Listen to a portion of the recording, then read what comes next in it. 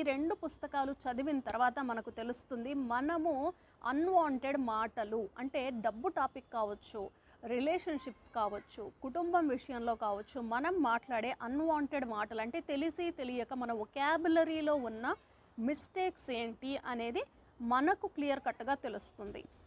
చూడండి మీ గురించి ఒకవేళ మీ ఇంట్లో మీరు తప్పు చేస్తున్నారని, తప్పు మాట్లాడుతున్నారని మీ మదర్ లేదా ఫాదర్, ఫ్రెండ్స్, సిస్టర్స్, బ్రదర్స్ చెప్పినప్పుడు మీరు యాక్సెప్ట్ చేయలేరండి. అంటే దాన్ని రిసీవ్ చేసుకోలేరు. ఏంటి ఇలా చెప్తున్నారు అని మనకు అనిపిస్తుంది. కానీ చూడండి ఒక పుస్తకం ఎలాంటిది అంటే ఒక మంచి మిత్రుడు. ఒక పుస్తకం ఎప్పుడూ మంచి మిత్రుడు.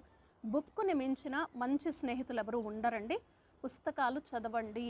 మీ లైఫ్ స్టైల్ మారుతుంది, మీ ఆలోచన ధోరణి మారుతుంది, మీ సెల్ఫ్ గ్రోత్ అనేది పెరుగుతుంది.